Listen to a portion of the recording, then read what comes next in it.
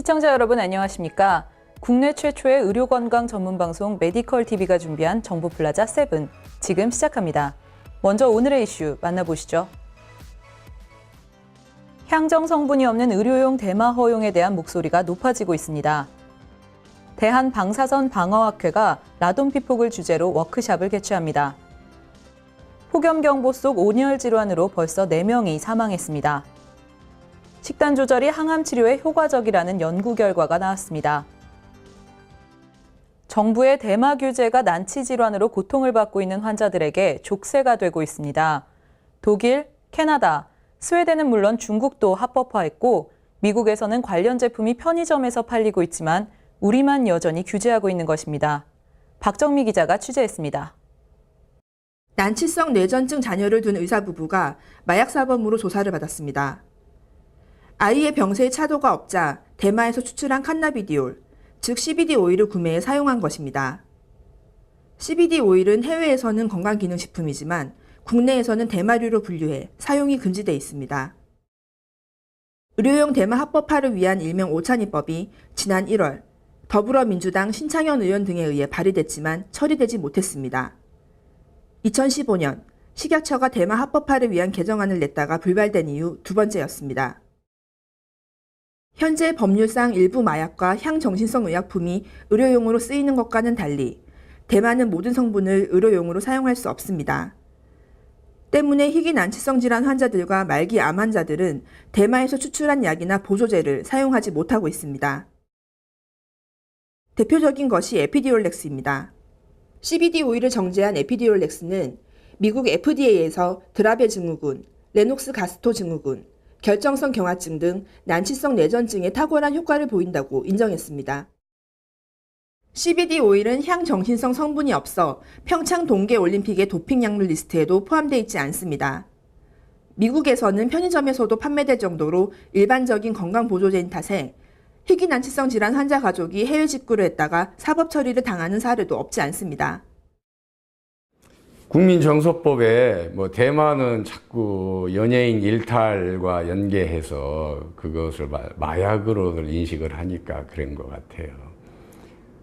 아편이나 헤로인, 코카인을 허용하면서 대마만 금지한다는 건 일관성이 없잖아요. 그런데 그만큼 대마가 우리 사회에서 이제 어떻게 보면 남용의 우려가 크니까 더 조심했던 거 아닌가 생각해요. 그런데 그건 정말 뭐가 무서워서 잘못 담그는 거죠. 고통받는 환자들이 있는데. 대마라고 하면 흔히 대마초를 생각하지만 의료용 대마는 폐를 통해 흡수하는 것 외에도 오일 형태, 알약, 연고, 스프레이, 드링크, 패치 등 그 종류가 다양합니다. 대마는 80종 이상의 활성 화학물질을 함유하고 있습니다.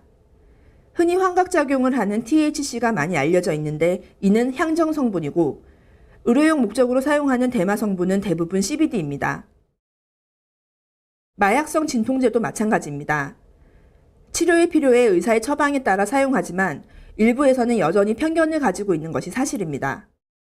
의사 선생님 처방에 의해서 하는 거기 때문에 저희가 용량이라든지 그런 건 처방에 의해서 따라서 먹고 있고, 그리고 저희가 왜 마약성 진통을 먹겠어요? 왜냐하면 그거는 몸이 통증이라든지 그런 걸 조절하고 좀 삶의 질을 좀 낫게 하려고 먹는 거기 때문에 이게 오남용 그리고 그런 시각으로 보시는 분들이 의외로 많으세요. 그거는 저는 아니라고 생각해요. 왜냐하면 저희가 처방하는 것도 아니고 전문 선생님들이 처방하는 거기 때문에 그런 거는 좀 인식 변화가 필요하지 않을까.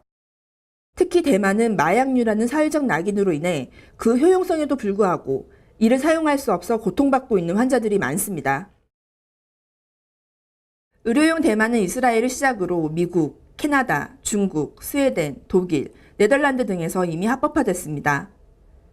그러나 국내법은 아편, 몰핀, 코데인 등 중독성 강한 마약류는 의료용으로 허가하면서도 대마만 예외로 하고 있습니다. 희귀 난치성 질환 환자들에게는 생명이 걸려있는 문제이지만 시대에 뒤떨어진 법령 때문에 환자들은 절망하고 있습니다. 이 때문에 일부 희귀 난치병 환자들은 처벌을 감수하고서라도 의료용 대마를 사용하는 것입니다. 어떤 의약품이 정치로 바뀌어서는 안 되거든요. 예. 그러면 환자들이 이걸 기다리는 환자들이 뇌혈증 환자도 사실 꽤 수가 되고 파킨슨 환자들이나 알츠하이머 환자들은 이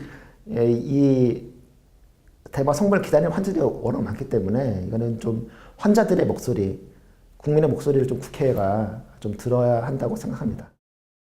국회가 45일 만에 재개돼 해결해야 할 문제들이 산적해 있는 가운데 의료용 대마 합법화가 조속히 추진될지 그 귀추가 주목됩니다.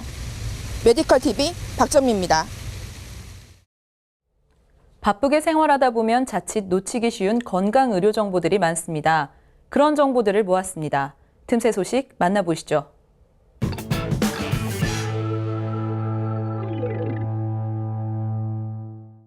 최근 라돈 매트리스가 말썽이 되고 있는 가운데 라돈 피폭 문제를 다루는 전문가 워크숍이 열립니다.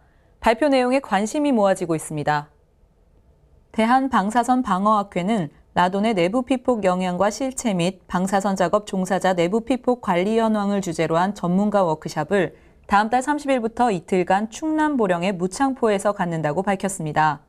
워크숍에서는 국내 라돈 관리와 측정 현황 등을 다루는 주제 발표에 이어 패널 토론도 열릴 예정입니다. 연일 경보 수준의 폭염이 맹위를 떨치고 있습니다. 온열 질환으로 벌써 4명이 목숨을 잃었습니다.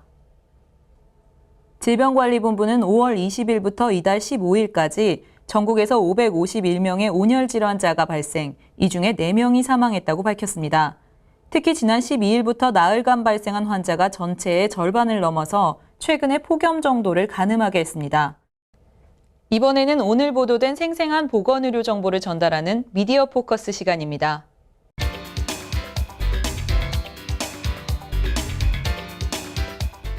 식단을 적절히 조절하는 것만으로도 항암 치료의 효과를 크게 높일 수 있다는 연구 결과가 나왔습니다. 미국 하버드 MIT 공동연구팀은 콩, 고기, 생선, 계란 등 히스티딘이 많이 든 음식을 섭취할 경우 적은 양의 항암제로도 더 강력한 치료 효과를 가져온다는 사실을 확인했습니다. 이처럼 식단 조절을 통해 암 치료 효과를 높일 수 있다는 연구 결과들은 암세포를 죽이는 대신 필요한 영양분을 공급하고 암 치료제 효능을 더 강하게 하는 데 초점을 두고 있습니다. 매일경제 김윤진 기자가 관련 내용을 기사로 다뤘습니다. 발암물질 고혈압약의 원료를 공급한 중국 제지앙 화하이사가 자사 원료에 독성 물질이 들었다는 사실을 유럽에는 즉시 알린 반면 한국에는 알리지 않았습니다. 또 다른 충격입니다. 냉정하게 말해 우리 식약처의 국제적 위상이 이 정도라는 반증이니까요. 그럴만합니다. 발암물질 고혈압약을 허가해놓고 사태가 커지자 다른 나라도 해당 약자의 판매를 중지했다는 엉뚱한 자료나 내놓는 식약처. 언제까지 이럴 건지 답답합니다. 정보플라자 세븐 오늘 준비한 소식 모두 만나보셨는데요. 다음 시간 더 새롭고 유익한 정보로 찾아오겠습니다. 감사합니다.